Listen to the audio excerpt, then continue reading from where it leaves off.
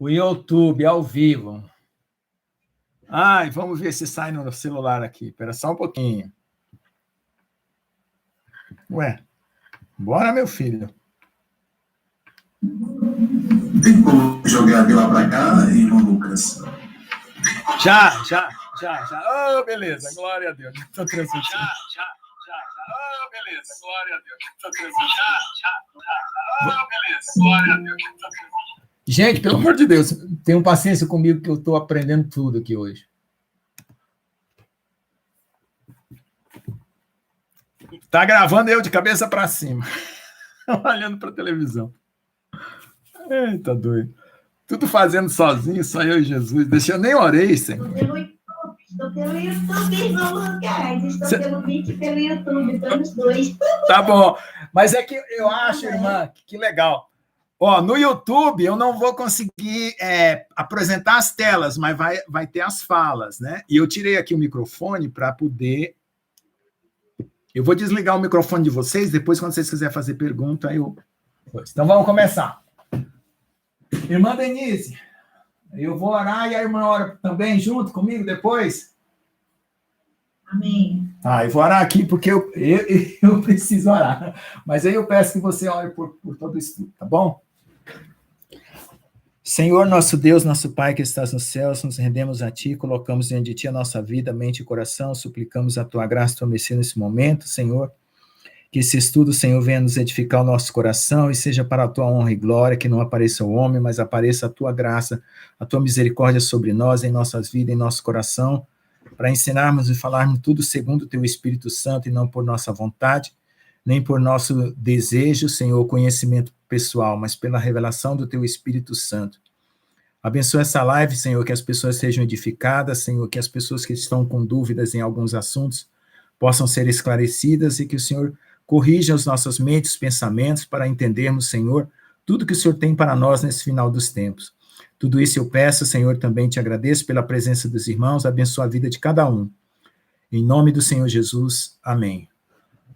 Faça mais uma oração para nós, irmão. Amém, graças a Deus. Pai, te louvamos, te agradecemos, Pai, por mais essa oportunidade de estarmos reunidos aqui diante da Tua presença, Pai, para aprender mais um pouco da porção de Ti. Senhor, vem iluminar a mente do irmão Lucas cada vez mais, para que ele possa, Pai, estar transmitindo para o Teu povo aquilo que o Senhor deseja, Pai, que nós venhamos aprender. Obrigado pelas pessoas que estão nessa live, Pai, por aquelas que ainda vão entrar, e por alguns que, por algum motivo, não poderão estar aqui presentes, mas que eu espero que na outra se façam presente aqui. Pai, toma Teu lugar de destaque, porque o Senhor é que será o nosso grande professor. Pai, tira tudo aquilo que queira atrapalhar o nosso entendimento, a nossa atenção para essa live, vem nos abençoar, frustra todo o plano, toda a obra do inimigo. Senhor, abre o nosso entendimento. É o que eu te peço, Pai, glorificado seja o Teu nome. Perdoa os nossos pecados e vem sobre as nossas vidas, iluminando as nossas vidas, Pai, para aquilo que o Senhor quer que nós venhamos aprender. É o que eu te peço, desde já te agradeço, em nome e pelo amor do Teu Filho amado Jesus. Amém. Amém. Todos estão me ouvindo? Todos? Sim. Ótimo. Então, irmãos, eu estou aqui com a tela e já estou gravando também, então eu vou começar aqui. Bom, então o nosso estudo é sobre o livro de Enoque, o 7º depois de Adão, todos os sábados às 20 horas pelo Google Meet. E também está sendo transmitido aqui pela o canal Tempo do Fim aqui com transmissão ao vivo, só que lá não tem a apresentação e está com um tempo de retardo, que eu falo aqui, leva uns 2 segundos ou 3 para aparecer lá. Bom, o que nós vamos estudar, irmãos, por que eu estou colocando o 7º depois de Adão? Vocês estão vendo aí a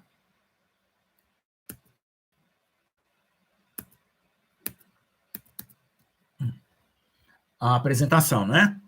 Então, por que eu estou colocando o 7º depois de Adão? Porque tem um outro Enoque, que é o filho de Caim, e que acho que tem alguns escritos aí que eles atribuem a Enoque, e a gente fica confuso, a gente não sabe qual dos Enoque, porque também tem um interesse da maçonaria também em cima desses estudos apócrifos, né? E às vezes cria confusão. Então, esse aqui é o descendente de Sete, tá? Para ninguém fazer nenhuma confusão a respeito disso. Então, o que eu vou falar é assim, a revelação histórica e transcendente da humanidade. Ou seja, toda a história nossa está contada no livro de Enoque, passado, presente e futuro, né? E até quando começar a eternidade, né? Lá no Apocalipse das Semanas tem uma referência aos dias da eternidade. Ok, irmãos? Então, eu vou começar mostrando as questões de... Estou com uma apostila aqui, depois eu passo para os irmãos o PDF.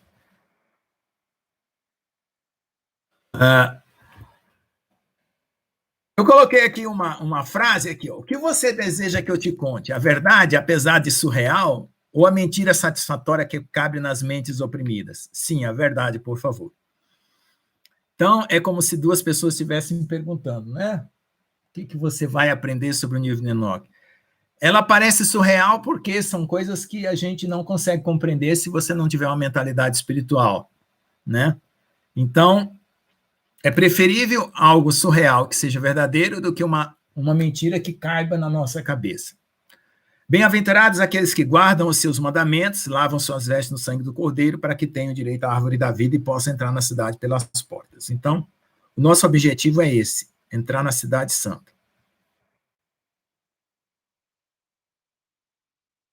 Então, nós temos um índice aqui.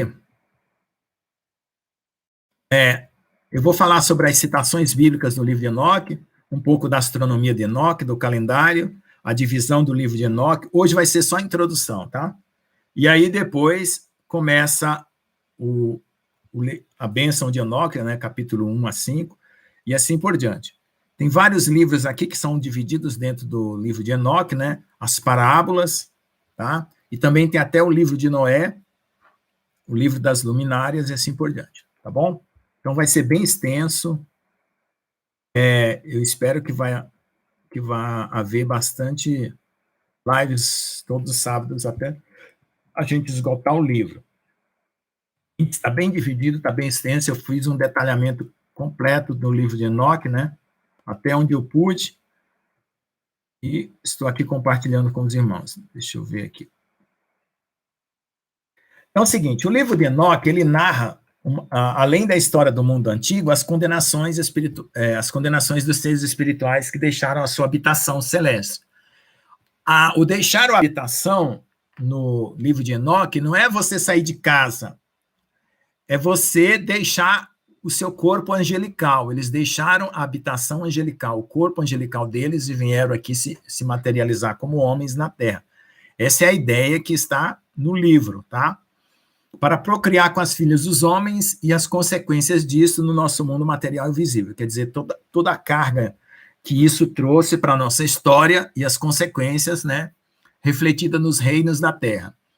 Esse livro, por ser o mais antigo dos livros referenciados na Bíblia, né, contando que ele foi realmente escrito por Enoque, porque Enoque foi chamado escriba. Aí a contagem do tempo para os críticos dos escritos sagrados coloca ele como um livro 200 anos antes de Cristo. Ora, mas se você tem uma cópia de 200 anos antes de Cristo, e Enoque é considerado escriba, então Enoque fez essas anotações, tá certo?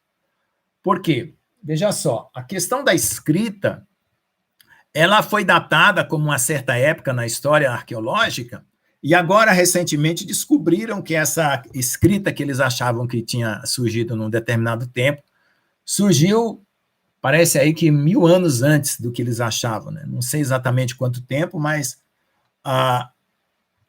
eu já tinha dito isso em outras lives, acho que no estudo do Gênesis, que era impossível para o Noé construir uma arca sem colocar no papel e passar informações para as pessoas trabalharem, né? Ficaria tudo na mão do Noé, cortar madeira, fazer as coisas e construir uma arca com plano, sem projeto algum. Então, tem que ter uma escrita. E como Noé depois de Enoque, e Enoque é considerado escriba, na minha concepção, eu entendo que a escrita surgiu com Enoque mesmo. E a escrita foi algo que ele aprendeu dos anjos. Então, eu desconsidero a arqueologia nesse ponto, porque sempre assim, a Bíblia sempre fica em segundo plano, a palavra de Deus fica sempre em segundo plano, até que eles descubram qualquer coisa que venha a mostrar que está tudo verdadeiro ali, o que está escrito.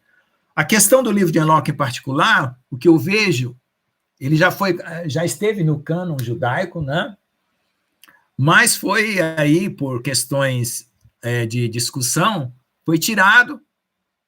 E o que eu vejo, o maior problema não é questão de cânon, é questão de tradução. Para mim, o maior problema é questão de tradução do livro de Enoque. Agora, por que um livro é tirado ou um livro é colocado? Pense na seguinte situação. Não quero ofender os espíritas, mas digamos que os livros cristãos tivessem que ser canonizados pelos espíritas, né? Então, certamente, ele ia tirar a lei e os profetas, né? Porque é onde condena a prática do espiritismo. Então, se o cânon incomoda, né? Se um livro incomoda, né? As pessoas que fizeram aquilo ali começam a tirar porque não querem que aquilo apareça. Então, o livro de Enoque eu considero nessa situação, porque até Apocalipse, né, teve discussão se Apocalipse ia ser colocado no cânon ou não, né? E, graças a Deus, Deus permitiu que fosse colocado no cânon. Então, o que tinha no livro de Enoque que incomodava tanto, né? Isso é que nós vamos ver aqui. A questão de Apocalipse, né? A gente sabe que o livro de Apocalipse incomoda mesmo, né? E é por isso que houve muita, vamos dizer assim, interferência humana, né? Humana mesmo, para que as coisas estivessem moldadas a um certo critério. Se bem que tudo que a gente tem como cânon é suficiente para nós conhecermos a Deus, a revelação de Deus. Mas eu compreendo que Deus tem as suas estratégias, e o livro de Enoque está fora, faz parte do propósito de Deus também, tá? Então, uma outra pergunta que a gente pensa assim, esse livro é fidedigno, eu devo confiar nele? Né? Então, uma experiência que eu tive foi, eu peguei o calendário que está descrito pelo anjo Uriel, a partir do livro das luminárias, e fui fazendo tudo que o anjo dizia, que era para dividir os meses, os dias, em portas, em janelas, enfim, e construí usando o Excel, que é uma planilha, um calendário que eu consigo calcular qualquer data, qualquer época, né? Como se eu fosse um calendarista, né? Uma pessoa que fabrica calendário.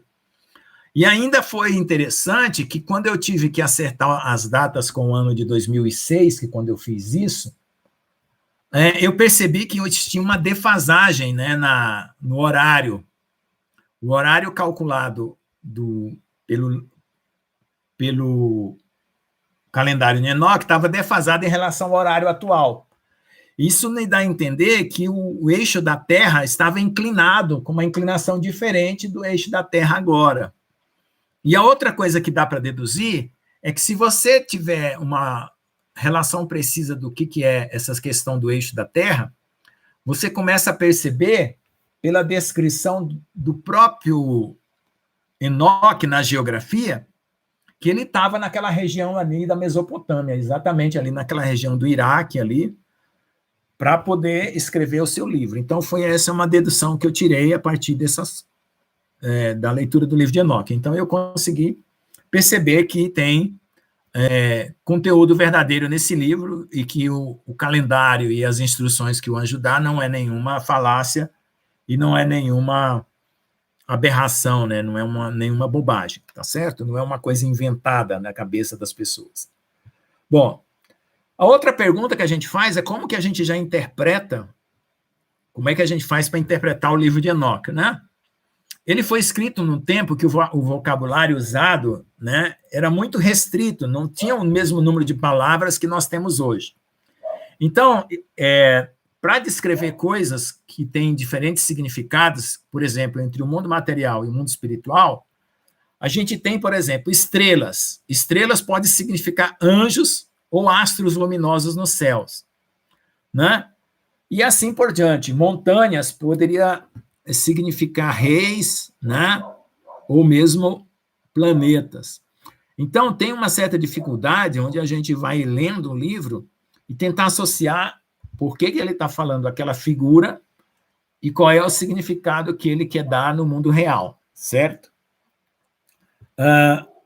Então, a gente sabe que nesse livro ele está unindo o mundo espiritual com o mundo material, né?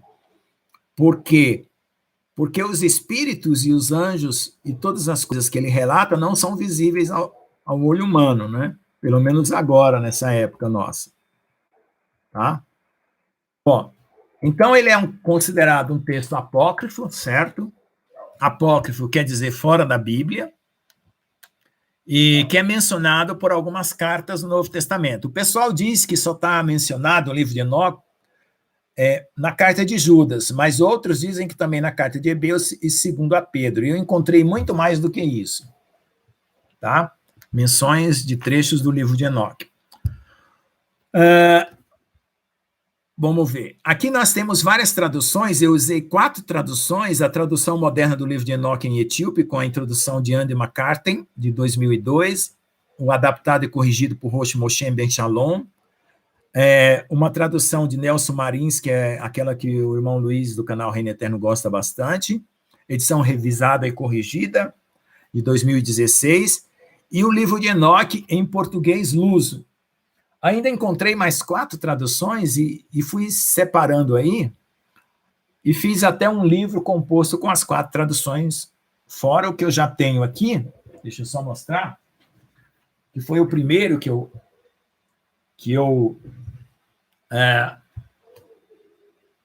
li, né? Que é da editora Emos. Esse livro foi escrito por um católico, então a gente tem que desconsiderar determinadas frases aqui no início, porque o cara realmente não entende a revelação de Deus. Bom, vamos lá. Esse livro é uma compilação de várias traduções do livro de Enoque, né, que eu estou juntando aqui, né, comentadas, atualizadas por meio de figuras ilustrativas que eu vou mostrar para vocês, para ajudar a compreender o livro de Enoque nas suas viagens espirituais. Eu vou passar os PDFs, né, à medida que eu for mostrando, e vamos usar todo esse material para fazer uma reflexão espiritual, né, e entender como é que é a formação desse mundo espiritual, o mundo da mente humana, da nossa mente, dos nossos pensamentos, porque esse mundo mental que nos aflige hoje, ele foi criado, né? Ele foi desenvolvido ao longo da história humana e da cultura humana. Isso dá para ver dentro do livro de Enoque. Tá bom? Então, como o Senhor Jesus falou que as virgens prudentes tinham azeite em reserva, né? Então, quem procura estudar a palavra com profundidade não está se contentando apenas com aquilo que ele recebe na igreja, mas está buscando encher as vasilhas de azeite com reserva. E é isso que nós pretendemos fazer aqui. Amém? Então, vamos ver aqui para citações bíblicas do livro de Enoque. Quando vocês encontrarem um texto grafado em amarelo, é porque alguma coisa eu não concordei com o que estava escrito, mas não quis mexer, e só destaquei porque eu achei que o cara não estava entendendo muito bem a situação aqui do livro de Enoque, tá? Bom, em toda a Bíblia nós temos inúmeros versículos que têm a sua origem no livro de Enoque, né? Jesus frequentemente usava citações do livro de Enoque, isso a gente vai ver também. Deixa eu ver o que mais aqui. Hebreus 11:5, né? Vamos ver lá o que está escrito em Hebreus 11:5, que às vezes eu não sei de cor todas as...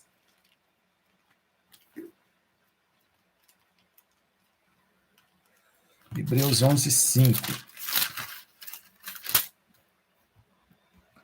Pela fé, Enoque foi transladado para não ver a morte, não foi achado porque Deus o transladara visto... esse daqui é o versículo mais conhecido que a gente tem do Novo Testamento em relação a Enoque. Visto como antes da sua transladação, alcançou o testemunho de que agradara a Deus. Amém? Bom. Então, Judas 1, 14 e 15, citando o livro de Enoque, quer ver? Esse é o mais conhecido, né? Mas, como sendo o mais conhecido, para a gente não passar batido, Vamos ler, né? 14:15.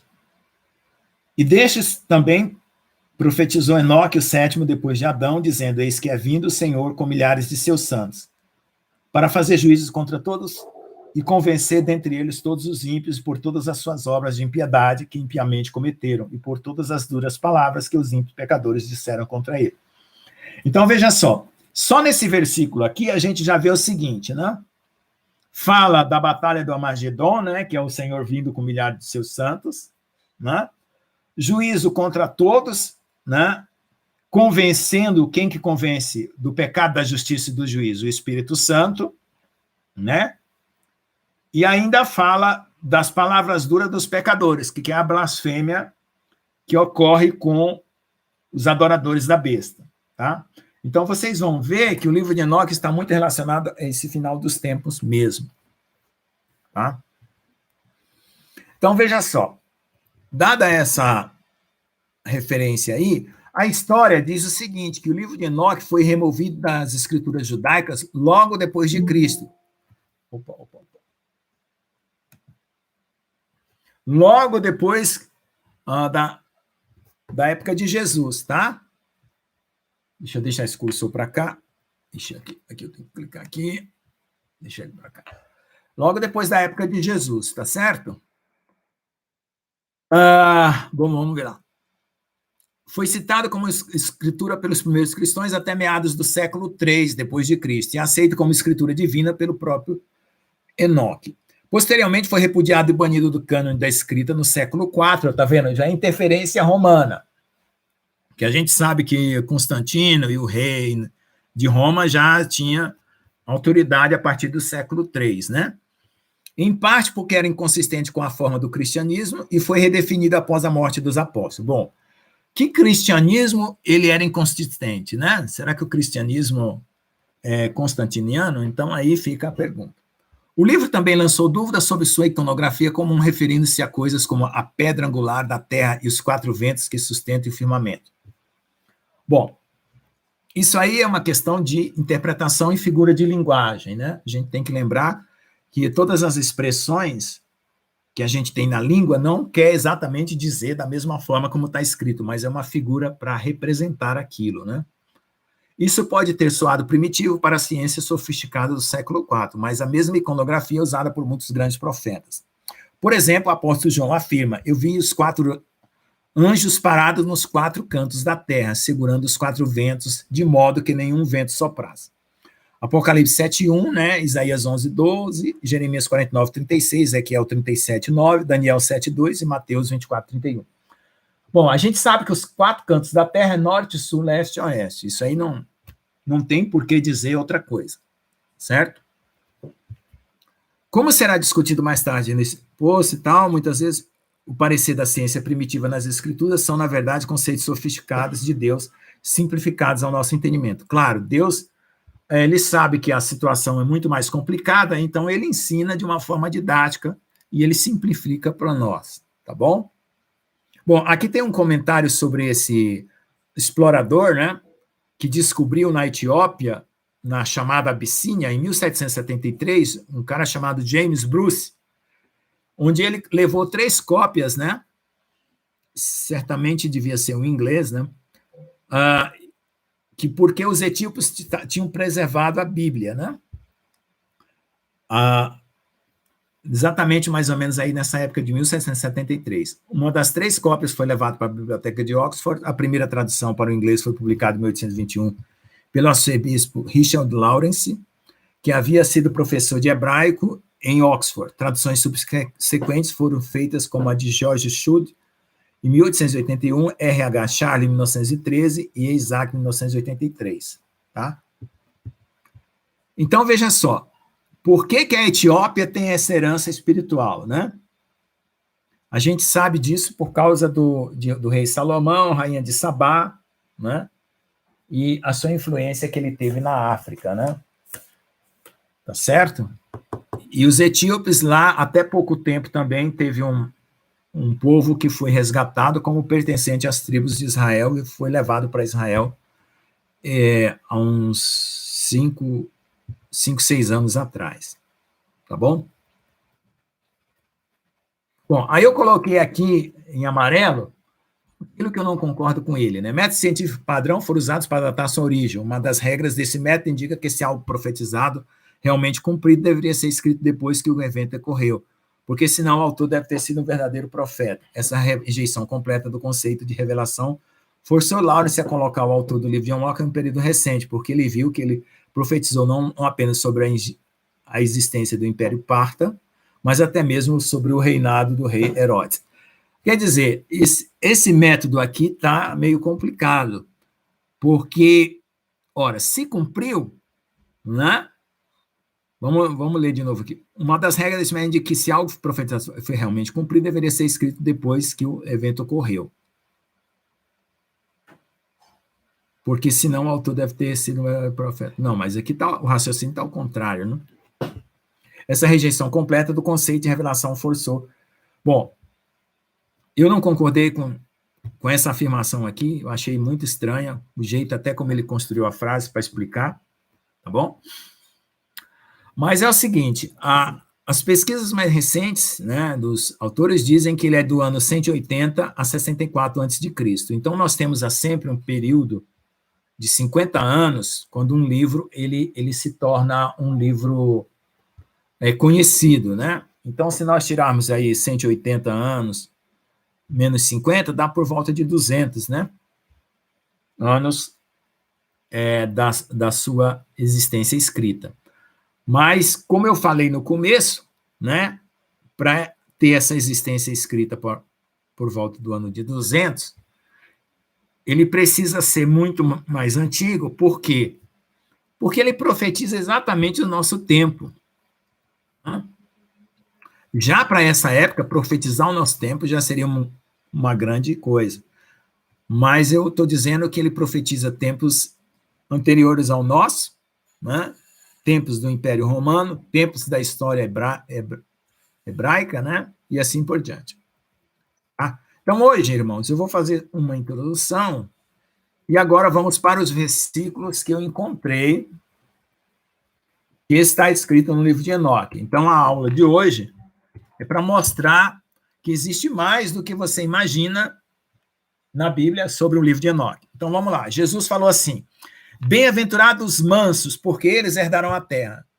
No livro de Enoque está escrito no Enoque 5, verso 7, os eleitos possuirão luz, alegria e paz e herdarão a terra. Olha lá, a mesma palavra. Porque o Pai não julga ninguém, mas deu todo o julgamento ao Filho. A parte principal do julgamento foi dada a ele, o Filho do Homem, Enoque 69, 27. Herdará a vida eterna, Mateus 19, 29. Aqueles que herdarão a vida eterna, Enoque 49. Mas ai de vocês ricos, porque vocês já têm o seu consolo, Lucas 6, 24. Ai de vocês que são ricos, porque confiarem em sua riqueza, mas de suas riquezas você será tirado, Enoque 94, 8. Mas você também se assentará em 12 tronos para julgar as 12 tribos de Israel, Mateus 19, 28. Vou colocar cada um deles em um trono de glória, Enoque 108, 12. Ai daquele homem por quem o Filho do Homem é traído, que bom que aquele homem não tivesse nascido. Onde estará o quarto dos pecadores, aqueles que rejeitaram o Senhor, dos Espíritos? Teria sido melhor para eles não terem nascido, Enoque 38, 2. Existe um grande abismo entre nós e vocês, e você, aqui, Lucas 16, 26. Por um abismo suas almas são separadas, Enoque 22, 9 e 11, e 10 e 12. Na casa de meu pai há muitas moradas, João 14, 2. Naquele dia o escolhido se sentará em um trono de glória, escolherá suas condições e quartos sem números. A tradução aqui é quartos é morada, tá? Não sei por que a tradução colocaram quartos. Para que sejam filhos da luz, João 12, 36. O bem da geração da luz, Enoque 108, 11. Mas quem beber da água que eu lhe der, nenhuma nunca terá sede, mas a água que eu lhe der se fará nele em fonte de água. Aqui está traduzido errado, acho que salta para a vida eterna, aqui está surto, né? Surto. Alguma coisa que eu digitei errado. João 14, 4,14. Todo sedento bebia e era cheio de sabedoria, tendo a sua habitação com os justos, eleitos e os santos. Enoque 48. E aqui mais Enoque. E os montes deles, debaixo deles se derreterão, e os vales se fenderão como a cera diante do fogo, como as águas que se precipitam no abismo. Miqueias 1,4. Porque os montes se retirarão e os outeiros serão abalados, porém a minha benignidade não se apartará de ti, e a aliança da minha paz não mudará. Isto diz o Senhor, que se compadece de ti. Isaías 54:10. Aí está falando aqui, ó, e os lugares serão abalados, e os altos montes serão aplainados e derreterão como cera perante a chama. Então está muito parecido com Miqueias 1,4 e com Isaías 54:10. E aí vem aquela parte de Judas, né, que eu já li, não vou ler novamente. E vem a parte de Gênesis, né? E aconteceu como os homens começaram a se multiplicar sobre a face da terra e nasceram filhas. Viram os filhos de Deus que as filhas dos homens eram formosas e tomaram para si mulheres de todas as que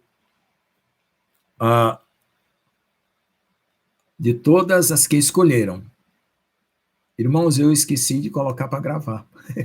Vocês acreditam nisso? Vamos ver. Eu vou gravar aqui pelo outro método, tá? Depois eu junto. Eu gosto de gravar por 2 métodos diferentes. Então, está gravando aqui.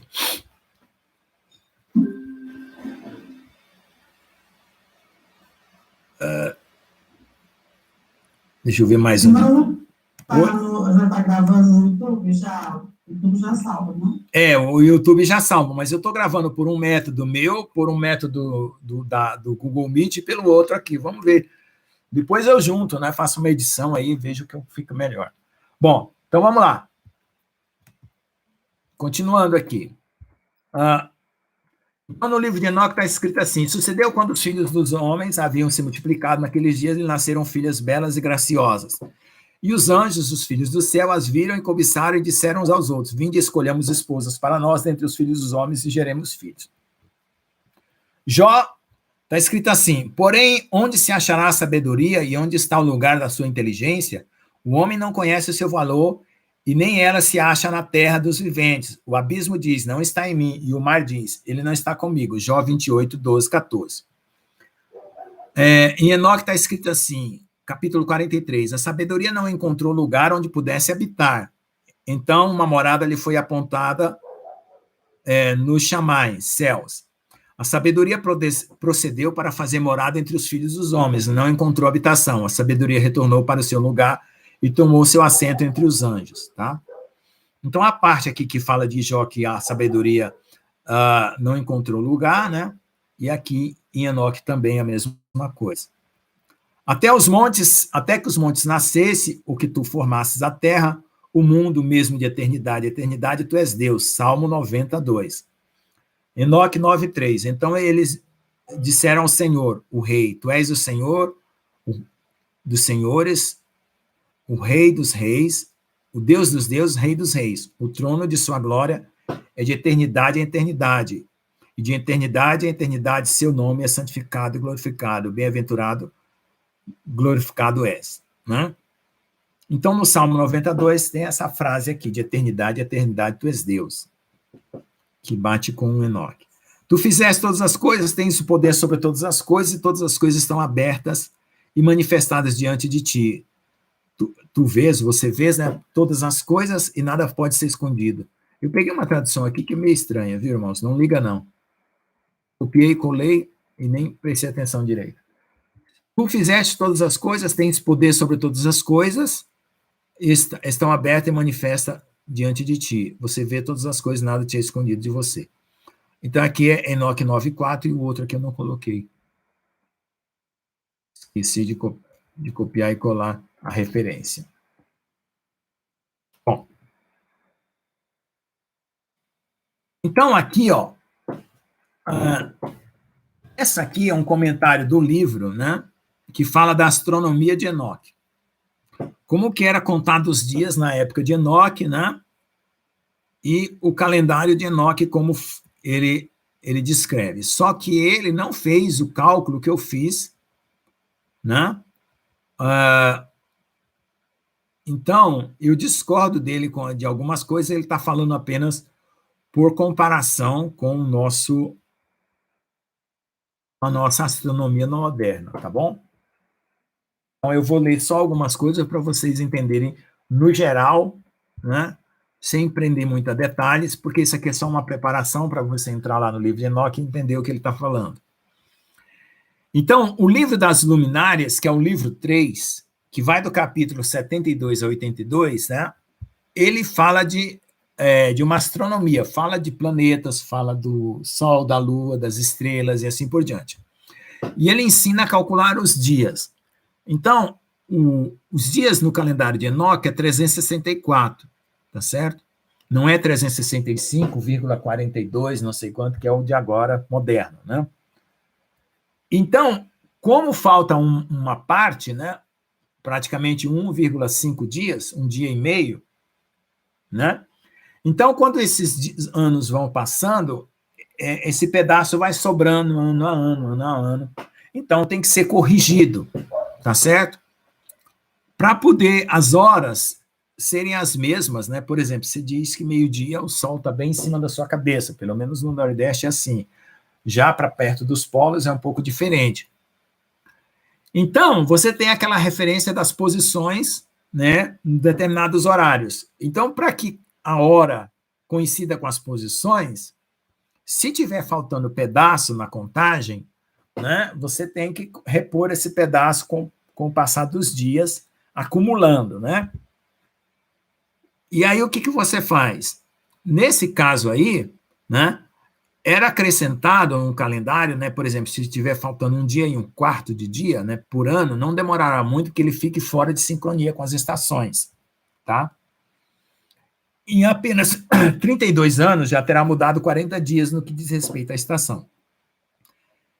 Então, a ideia de que um anjo pudesse ter como edital é desacreditou a porção científica do livro de Enoque. Aí, a questão não é essa.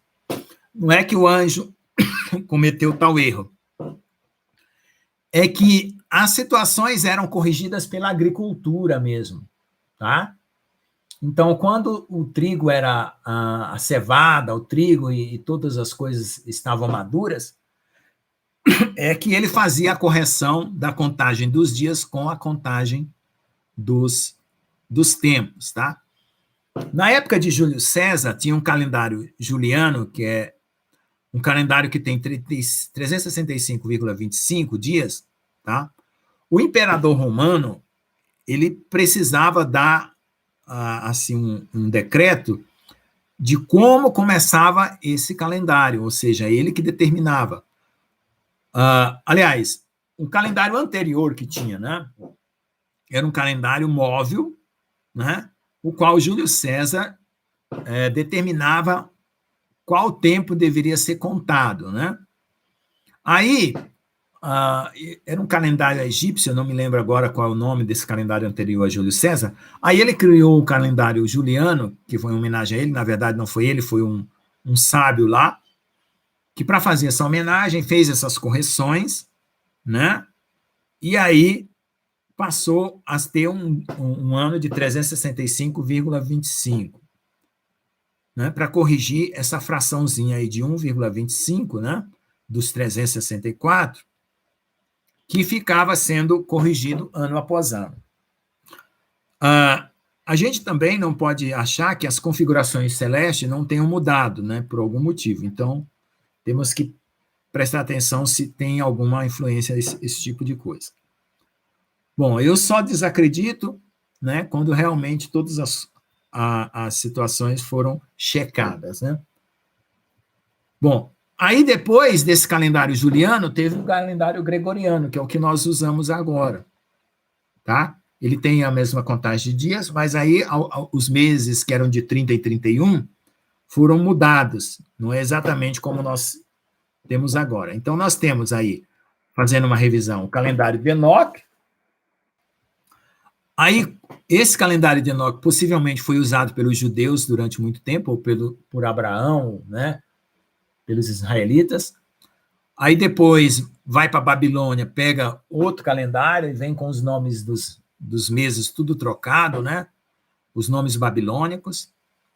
Aí no Império Romano tem um outro calendário, né? Passa para o Juliano e depois passa para o Gregoriano. Tá certo? Então, essa questão do calendário é muito importante, porque para a gente saber como que Deus está traçando o plano dele na Terra, como Jesus cumpriu as festas, né, com exatidão, então o calendário de Deus, que a gente precisa redescobrir, é o que vai realmente contar como tempo para o cumprimento das profecias, né, e a contagem dos tempos, tá bom? O nosso calendário tecnológico, né, científico atual, em relação aos planos de Deus, né, que está ligado às festas judaicas, à colheita e assim por diante, pode apresentar erros em relação às previsões, tá bom? Bom, aqui ele está falando do calendário de Enoque mais uma vez, né? Aí ele está explicando como era que era dividida, né? Era 12 meses de 30 dias e 4 dias individuais que eram usados para corrigir, né? Para ser corrigido a fim de dar marcadores de início das estações. Então, fazia 364.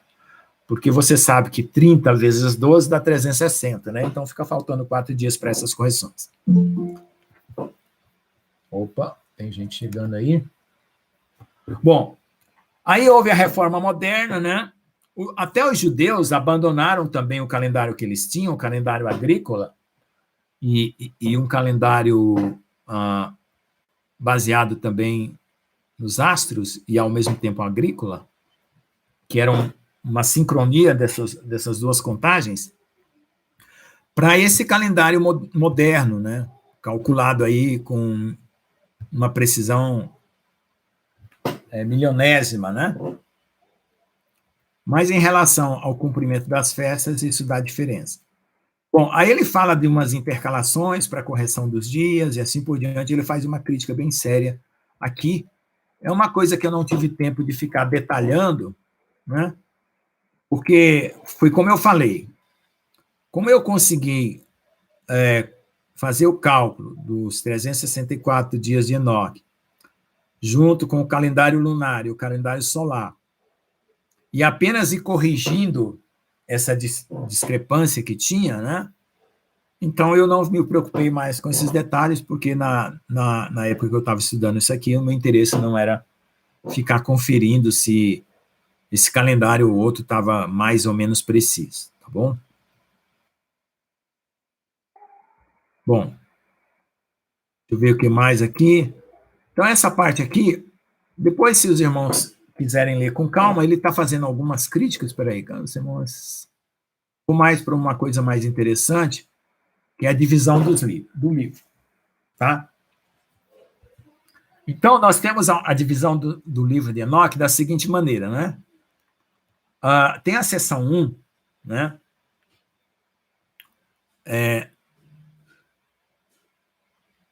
Deixa eu ver aqui.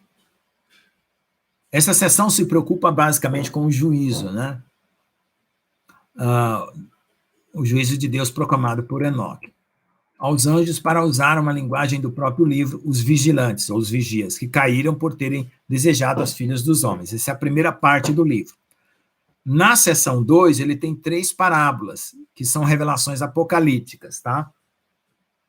Na seção 3, ele tem revelações sobre astronomia, que é aquele livro que eu falei, né, das luminárias.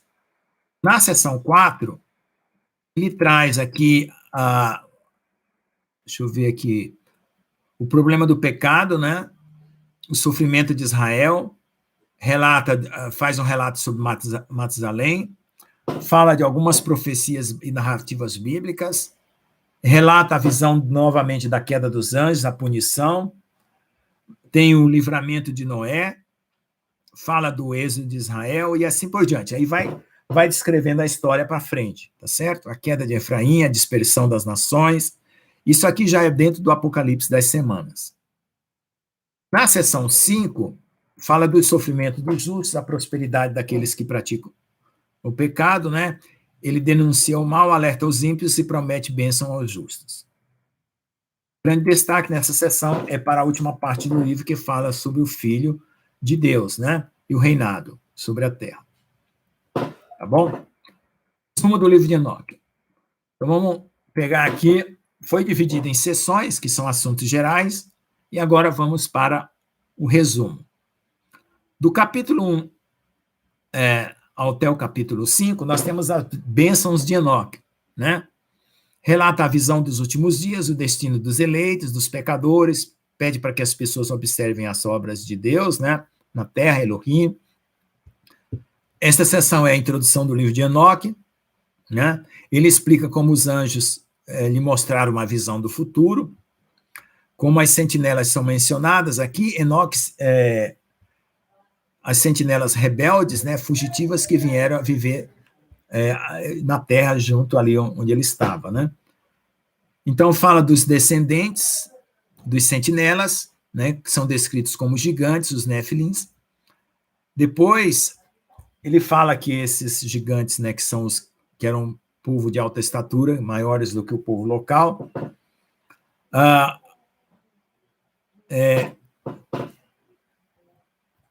Então, aqui tem a crítica de um Andrew Collins, que sugere que essa raça de pessoas gigantes realmente existiu.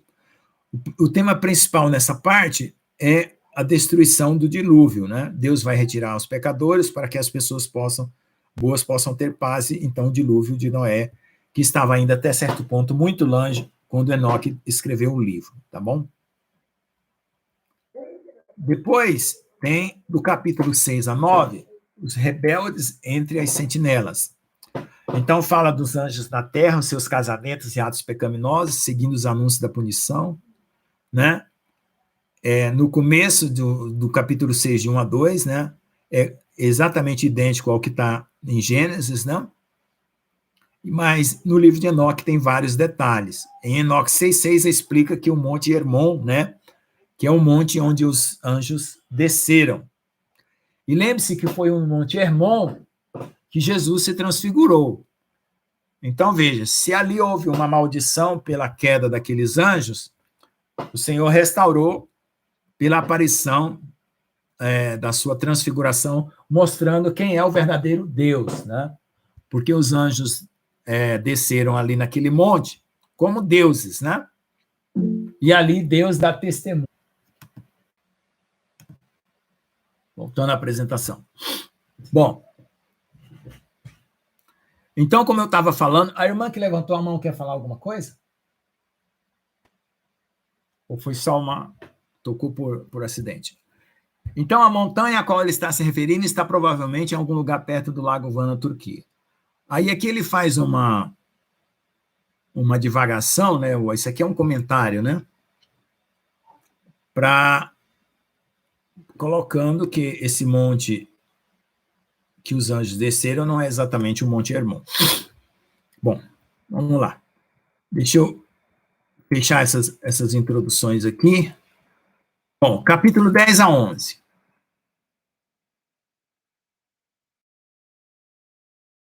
Casa. Alguns detalhes de fundo surgem mais tarde no livro, no capítulo 106, 13, né? Ficamos sabendo que os fugitivos vieram para uma área de Enoque nos dias de seu pai. Enoque é um escriba, em Enoque 12:4, né? Mostra que ele é um escriba, e ele diz que foram os anjos que introduziram a escrita, ó, tá vendo aquilo que eu falei, ó. Enoque fala que quem ensinou os homens a escrever foram os anjos, tá? Assim, Enoque foi provavelmente ensinado a escrever. Em 10, 1 e 3, o Altíssimo instrui um anjo para salvar o filho de Lameque, que era Noé, do dilúvio. Isso é interessante, pois além de profetizar detalhes do dilúvio em seu tempo, revela que isso foi escrito em uma época quando Enoque é avô de Lameque, né? Mas não sabe ainda como o filho Lameque será chamado. Se os fugitivos eram jovens nos dias do pai de Enoque, então são provavelmente 10 anos mais velhos que Enoque e talvez mais.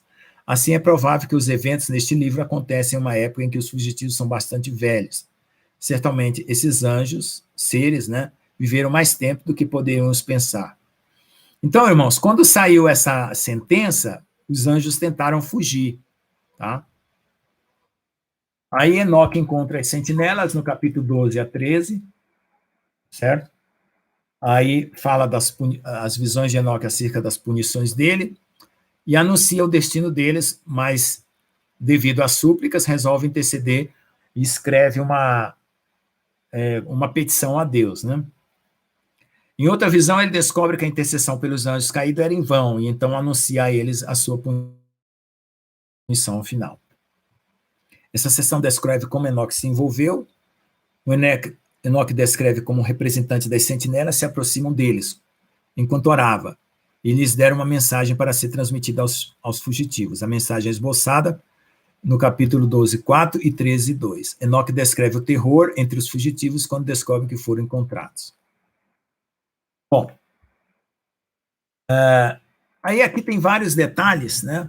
Enoque explica como os fugitivos decidiram mandar uma carta pedindo clemência. Enoque é incumbido de escrever e entregar esta carta. Enoque não revela o conteúdo da carta, né? Ou muito acerca de como foi entregue. Ele diz que as águas de Dan, né, ou um lago, o Van, ele a leu quando ele estava lá, e a resposta veio em um sonho. Fez esses comentários, era espírita, né? Não concordei com isso, tá bom? Então, como eu aproveitei várias versões, né, eu coletei essa divisão aqui para vocês terem uma ideia geral do que nós vamos ver na parte do livro de Enoque, né? Então, já está dando para ver aí, né, a questão do julgamento, né, no capítulo 14, do 4 ao 7, né? Os anjos vão ser aprisionados, vai ter a morte dos seus filhos, né? E assim por diante. Deixa eu ver o que mais.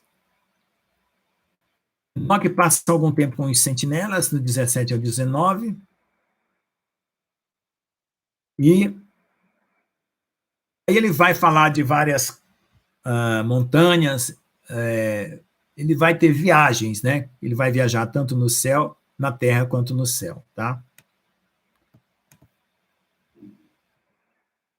O que mais? Os anjos que vigiam, do capítulo 20 a 23, né? Enoque passeia na companhia de 6 ou 7 arcanjos através do céu e da terra. É mostrada novamente a punição dos anjos, o inferno, os segredos da natureza e assim por diante. Tá?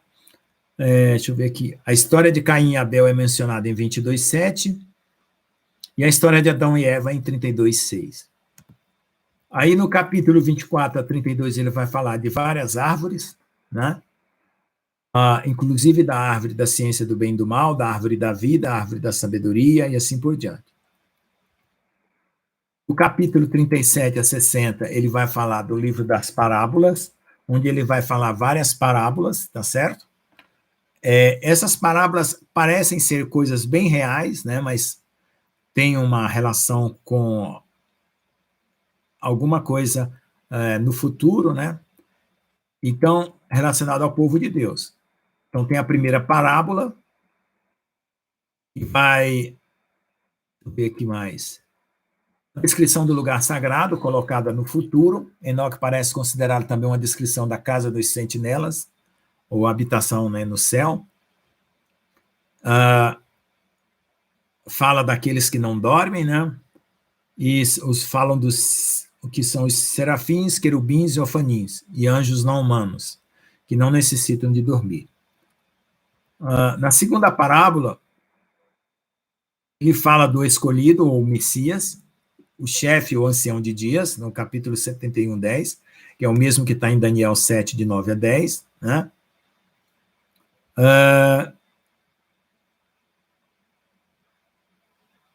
E aqui fala dos 144 mil, que é 12 vezes 12 mil, tá? Na segunda parábola. Aí no capítulo 37, 44, fala do futuro reino de Deus, né, habitado pelos justos. No capítulo 45 a 47, fala do juízo final do Messias, como ancião de dias. No capítulo 48 a 49, fala da bênção eterna dos justos e do sofrimento dos reis e poderosos.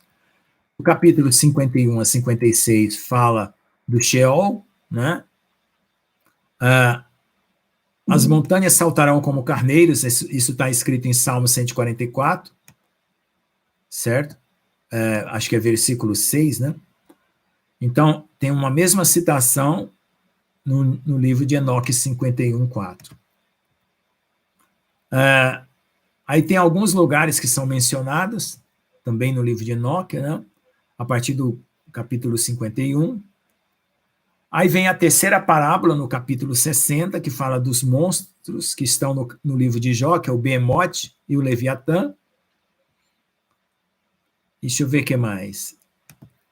Bom, aí no capítulo 65, 67, já vai falar do livro de Noé. Talvez uma anotação feita pelo próprio Noé, né? Indica que o barco está sendo construído na época que foi escrito o próprio livro, né? E Noé pode ser escrita esta obra com o intuito de persuadir seus filhos a virem e morar com ele dentro da estrutura de madeira que era o barco, tá certo? Deixa eu ver aqui. Aí ele fala que as fontes quentes da terra esfriaram, né? E isso está de acordo com as teorias de um tal de Charles Hapgood, né? Para a ocorrência do dilúvio. Deixa eu ver o que mais. No capítulo 70, 71, fala dos depósitos, armazéns ou fontes, né? Que são lugares onde Deus guarda algumas coisas, certo? Desde a geada e assim por diante. Deixa eu ver o que mais aqui. Ele vai falar também no capítulo 71 da Lei das Estrelas, né? Deixa eu ver o que mais. O capítulo 72 já vai falar do movimento do Sol, né, da trajetória do Sol e das fases da Lua, e assim por diante. Contando os dias, fazendo a divisão, que foi o capítulo que eu usei, a partir daqui foi que eu usei para fazer o cálculo do calendário. 73, 74 fala sobre o dilúvio, 75, 78 explica como o eixo de rotação passa pelo meio da Terra, né? O fato de que a Terra é esférica e rodando foi aceito amplamente somente algumas centenas de anos atrás, que o Sol circundava a Terra. E tem um livro aqui que ele faz um comentário, eu já li esse livro aqui, que é uma explicação também detalhada das coisas que Enoque descreve nessa parte aqui. Deixa eu ver o que mais. Aí vai falando detalhes da Lua, né? Então, tudo isso aqui nós vamos ver com detalhes, tá bom, irmãos? Eu só estou passando rápido para poder essa live não ficar tão longa, né? E eu colocar apenas como uma introdução. Talvez vou ter que fazer um corte aí, porque eu tive que me abaixar, pegar coisa aqui que caiu e assim por diante. Tá bom? Aí ele coloca algumas... o autor que fez esse comentário, fez essa divisão, que eu tirei uma parte dela, coloca essas frases aqui em amarelo que eu não concordo, porque eu conheço alguma coisa aí que mostra que essa situação não se verifica. Tá bom? Cartas de Enoque a Matusalém, capítulo 75, 84, Lei das Estrelas, capítulo 82, né? A primeira visão de Enoque, capítulo 82, Profecia dos Animais, 85 a 90, né? Onde ele descreve a toda a humanidade como se fosse animais, a história de toda a humanidade. Bom, e aí vai passando por toda a história da igreja, aliás, a história do povo judeu, né? História do povo judeu, até chegar à volta de Jesus, né? Passando pela história da igreja. Profecia das semanas. Então, essas duas parábolas, elas são complementares, né? Porque aqui vai detalhando os animais como se fossem os povos, e os comportamentos dos animais conforme o caráter das pessoas, né? E depois, no Apocalipse das semanas, ele divide a contagem do tempo nosso na Terra em 10 semanas, certo? Para dar 7.000 anos, nós teremos que ter cada dia 100 anos, né? E aí, 10 semanas, 10 vezes 7, 70, né? Vezes 100, dá 7.000 anos. Tá bom? É mais ou menos essa contagem aí, 10 semanas. E aqui, eu fiz uma tabela que depois eu vou mostrar lá quando estiver vendo o que acontece na primeira semana, na segunda, na terceira e assim por diante. Então, tem uma tabela aqui feita pelo autor e depois tem uma tabela feita por mim. Não sei se está aqui. Ah, vamos ver lá. Vamos ver as duas tabelas. Então, ele fala da primeira semana, da Era do Gelo até cerca de 16.000 antes de Cristo. Justiça e retidão à época de Enoque, né? A segunda semana, de 16.000 até 10.000, grande injustiça à época de Noé. Então, essa contagem aqui, ela envolve uma contagem de tempo maior, né? Fora dos 7.000 anos que a gente conhece. Tá? Depois, a terceira semana, a implementação da retidão, que é da época de Abraão. Quarta semana, a lei para todas as gerações, que é Moisés. Quinta semana, a Casa da Glória, que é o reinado de Salomão. Sexta semana, que é de 900 antes de Cristo até 100 depois de Cristo, que é quando Jesus nasce e é levado ao céu. Sétima semana, geração apóstata, né? Que é surgimento do mundo árabe, né? Aí tem muitas obras acontecendo no mundo. Depois tem o julgamento de fogo. Essa parte da coluna devia ficar aqui embaixo, tá? Ficou trocado. Oitava semana. Então, na sétima semana, tem o julgamento de fogo. Depois, oitava semana, uma espada de retidão, que é uma nova casa, que é construída, que é o templo de Ezequiel, eu suponho. Nona semana, o julgamento é revelado, que é o juízo do trono branco. E os poderes do céu brilham para sempre, que é a glória eterna, da 10ª semana. Eu fiz aqui uma outra comparação, diferente desse autor aí, que eu coloquei aqui. Eu fui fazendo a contagem, dá de 600 a 700, a contagem das semanas. Então, a contagem que ficou maior, por incrível que pareça, foi 666. Tá?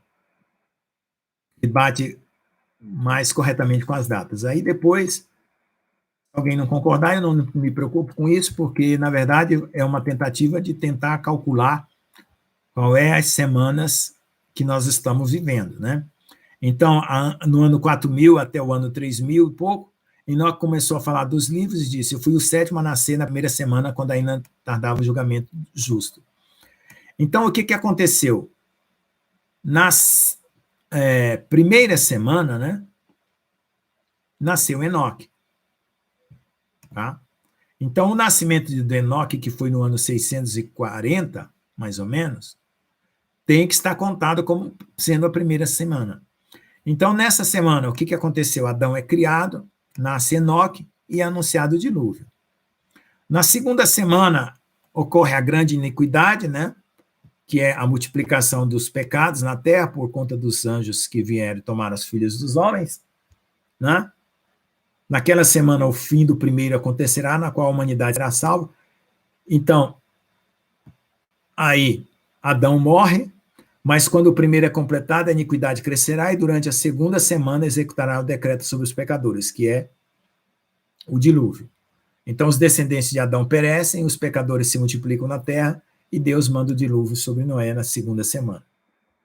Na terceira semana, né, durante a sua conclusão, o homem da planta dos justos, né, o julgamento será selecionado e depois dele a planta da retidão virá para sempre. Ou seja, Abraão é escolhido por Deus. Exatamente essa mesma época aqui. Do ano de 2000, né? E 668 a.C. até 2000. Então, a gente sabe que até Abraão, né, de Adão até Abraão dá 2000, de Abraão até Jesus dá mais 2000, e de Jesus para cá dá mais 2.000, ao todo dá 6.000 anos. Vamos ver aqui. Na quarta semana, Moisés é levantado, aparece o tabernáculo e o sacerdócio levítico, né? Aqui na quarta semana ele diz assim, ó, na quarta semana, durante sua conclusão, a visão dos santos e dos justos será vista, a ordem de geração após geração tomará lugar, uma habitação será feita para eles. Então é aqui a construção do tabernáculo. Na quinta semana, durante a sua conclusão, a casa da glória da dominação é erigida para sempre. Então o templo de Salomão foi construído. Na sexta semana, todos aqueles que existirem nele serão escurecidos, os corações de todos eles serão esquecidos. Aqui é a reprovação dos judeus, né? E aí e durante sua conclusão, a casa do domínio com fogo, e toda a raça eleita será dispersa. Então a gente sabe que Tito invadiu Jerusalém, destruiu o templo, e os judeus foram dispersos. Na sétima semana, levantar-se-á uma raça rebelde.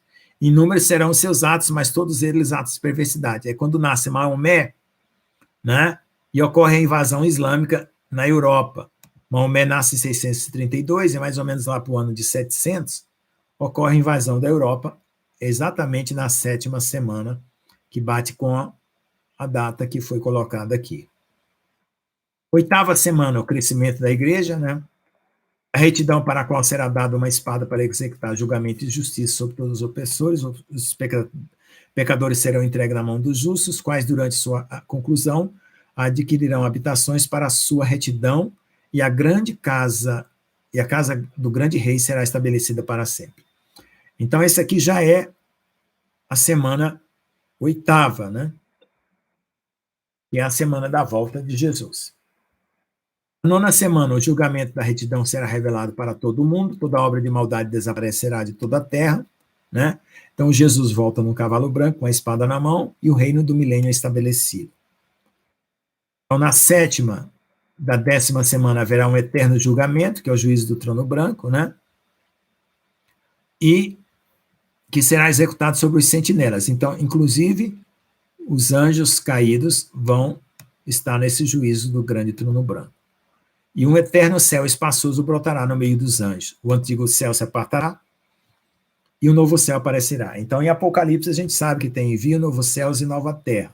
Tá bom? Aí, depois desses capítulos, que foi o capítulo das semanas, 94 e 95, Enoque prevê novamente a punição dos pecadores e a recompensa dos justos. 96 e 97, Enoque prevê milagres e sinais acontecendo no momento do nascimento de Noé. 98, discurso final de Enoque a respeito do destino dos ímpios e dos justos. Tá? E no capítulo de 104 a 105, Enoque dá uma orientação para a sua família, tá? Para que eles guardem os ensinamentos que ele passou, né? E deixa eu ver o que mais. E fala, né, das coisas que virão, né? Fortalecimento dos espíritos, pessoas que sofrem dificuldades. Enoque enfatiza que Deus se ocupará de cada um com justiça no tempo apropriado. Encoraja as pessoas, né? Fala que várias pessoas vão copiar os seus livros, tá certo? Enoque profetiza até a cópia dos seus livros. No capítulo 106 a 107, fala do livro de Matusalém, né? Onde a história se passa alguns anos mais tarde. Matusalém é chefe da família, desde que Enoque saiu para viver com os anjos, né? Um ano após escrever o livro, o filho Matusalém, Lameque, já está crescido, e o nascimento do seu primeiro filho. Aí aqui descreve como era Noé, o nascimento de Noé, que ele tinha olhos azuis, né? Cabelo branco, certamente era albino, né? Ou louro, certo? E uma pele muito rosada. Então, certamente Noé era albino, e eles acham que ele era descendente dos anjos, né? Então ele vai lá, consulta os pais deles, e ele fala, não, esse aí foi um filho dado por Deus para cumprir as promessas que Deus fez de salvar uma geração na Terra, né? Aí, depois disso, são as palavras finais do capítulo 106, 107, aí termina o livro de Enoque. Bom, então, irmãos, são 107 capítulos no todo. Eu vou fazer uma pausa aqui. Se alguém quiser fazer alguma pergunta, Vou abrir para perguntas, tirar alguma dúvida, fazer algum comentário, tá? Tá bom? Vamos ver aí, quem que levantou a mão?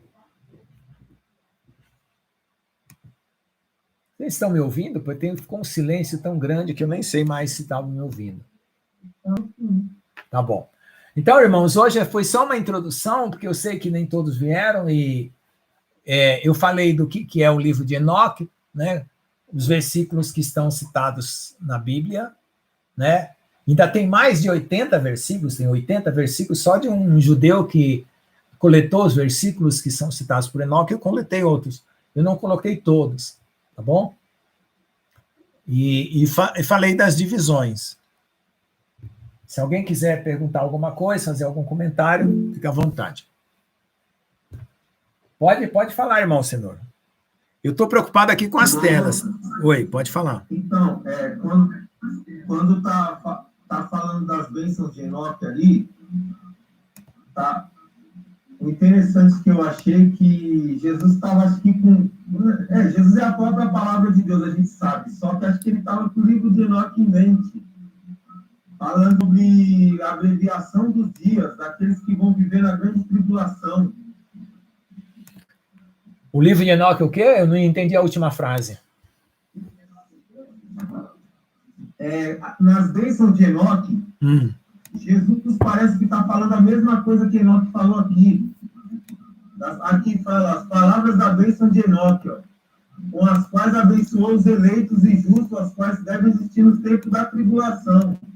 Isso. Aí ele fala aqui, ó, no versículo 2, ó, desde que ouvi essas coisas, entendi o que vi,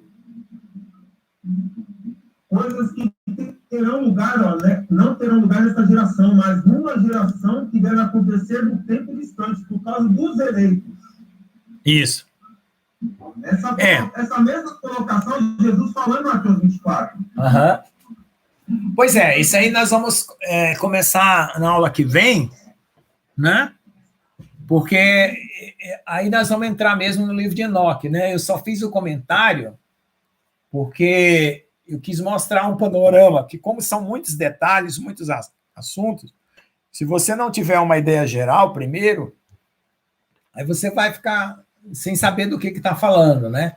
Então, o livro de Enoque está dividido em vários livros, né? E dentro dos livros tem vários assuntos. Esse daí que você está falando é logo o primeiro capítulo, né? Eu já logo quando eu for falar desse primeiro, isso. Quando eu for falar desse primeiro capítulo, eu vou mencionar essa parte aí que você está falando, que é a questão de que ele está realmente percebendo que o tempo é da grande tribulação agora. Está tendo retorno aí. Tá bom? O que Jesus fala, realmente, eu concordo com você, mas eu tenho que ir devagar, porque... Opa, tá voltando o som aí. Desliga o som. Desliga o seu áudio, deixa só o seu microfone. Porque assim, nós vamos ver versículo por versículo, né?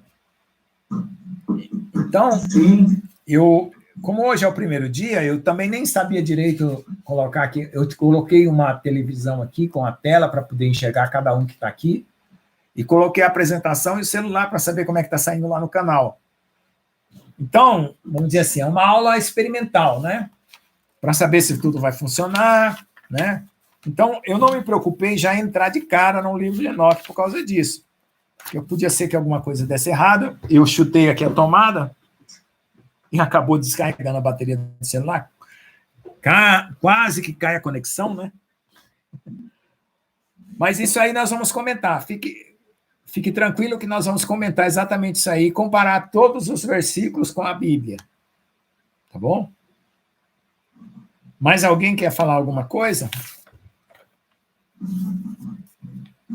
Viu, irmãos? Eu senti uma luta espiritual aqui enquanto eu estava mostrando lá sobre o calendário de Enoque, tá? E eu fiquei aqui um pouco... Então, é um negócio aqui que nós vamos ter que orar e vir para cá com bastante oração, porque é uma batalha, viu?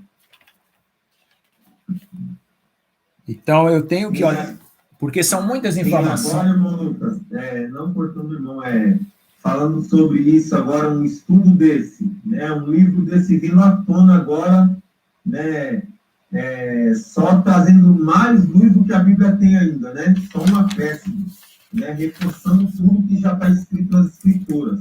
Uhum. Aí o inimigo vai ficar curioso mesmo, né? Porque, irmãos, a gente tem que dar as informações corretas, né? Não pode falar, assim, coisas que não sejam verdadeiras, né? E como tem muito comentário nessas edições que a gente está lendo, né? A gente pode aproveitar alguma coisa, mas nem tudo, né? A gente tem que fazer um filtro, né? Então, eu coloquei aqui o que eu achei mais importante, né? Porque, assim, por que o calendário é uma coisa que você... não bateu com o calendário normal nosso, o calendário calculado. Por quê? Porque a maneira como eles faziam a contagem dos dias estava mais ligada às necessidades que eles tinham, que é a necessidade de plantio, de colheita, de saber as estações e tal. Então, esse calendário que o Enoque passou que o anjo passou para Enoque era para resolver esses problemas, né? Problemas de agricultura, épocas de plantio, épocas de colheita. Não era uma visão que nem a gente tem hoje de trabalho, de levantar às 7 horas da manhã, saber que segunda-feira é segunda-feira, que o dia está certo, que é o dia do mês. É uma outra situação, né? Então, a gente tem que considerar isso. Tá? E a questão de que também houve vários calendários na história, né, dificulta também para a gente acompanhar determinadas mudanças, né? Aí, como aqui não é uma coisa que a gente vai se aprofundar em tema de calendário, por exemplo, a gente não vai ficar examinando todas as datas, verificando tudo certinho, porque não tem condição de fazer isso, né? Mas o que é mais interessante é a gente comparar com as profecias, que é o que nos interessa. Tá bom? Amém. Então, irmãos, eu acredito que o livro de Enoque tem muita coisa para nos oferecer, né? E eu acho também que não é para qualquer cristão, porque já tem que estar um amadurecimento também, né?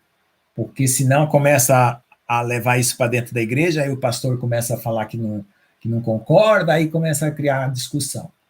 Então, tem determinadas coisas que a gente não precisa, vamos dizer assim, fazer propaganda para manter, né, as pessoas em paz, não criar contenda, né? Porque é uma questão de maturidade, né? Não é nem uma questão de doutrina. A gente examinar um livro desse é uma questão de maturidade.